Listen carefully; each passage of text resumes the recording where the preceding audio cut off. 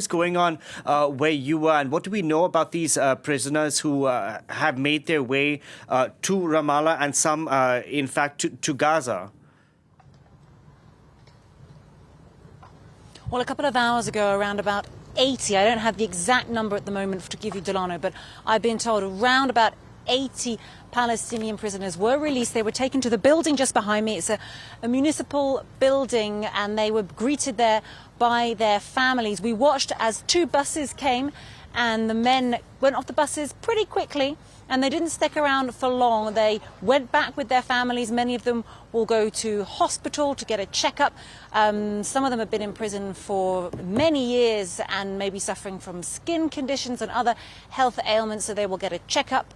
Family members who we spoke to said that they had been warned severely by the Israeli authorities that they must not celebrate out in the streets or have parties in their homes. They must not celebrate the return, the release of their relatives. That the Israelis would find extremely distasteful and disrespectful. We spoke to one woman who came to see her brother, who was sent to jail 17 years ago. She said she thought she'd never see him again, probably because he was serving a life sentence, as many of the 250 Palestinians who are high security prisoners, that many of them were serving, if not one life sentence, several life sentences for having organised or even in some cases carried out deadly attacks against Israelis. We did also speak to some family members after the prisoners had been released and had come here, and there was confusion because some of them had been told that their relative would be here today, and in fact their relative was not here, and they're now trying to find out if potentially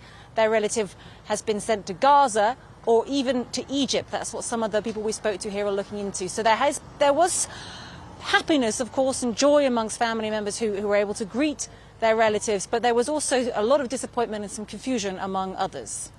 So is there are celebrations over in Israel for hostages being returned, understandably, but over in the West Bank, Israeli authorities have told Palestinians not to celebrate the return of those detained where you are. Claire, I'm just curious, part of this peace plan, Donald Trump's peace plan, talks about Hamas giving up governance in Gaza. It talks about Hamas laying down its weapons.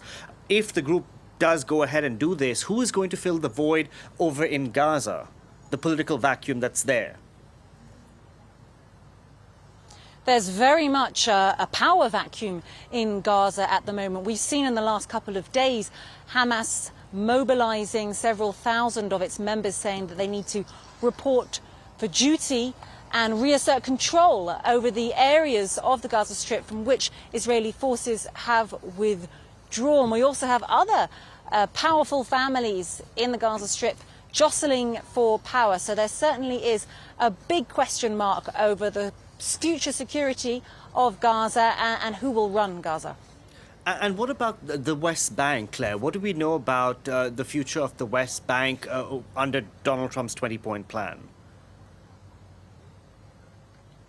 Well, certainly if you speak to people here in Ramallah, they will tell you that they are very relieved that the bombing and the airstrikes and the drone attacks has stopped over Gaza. That has stopped as part of this agreement.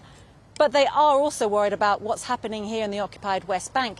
Extremist settler attacks have been on the up now for the last 2 years, and they would like to know what's going to happen here in the occupied West Bank. Certainly that is something that is on their minds. But today is very much focused on the return of those Palestinian prisoners, around about 80 here in Ramallah. Some others returned in East Jerusalem as well, and we are now seeing recently those images coming through from Khan Yunis in Gaza, where other prisoners are being returned.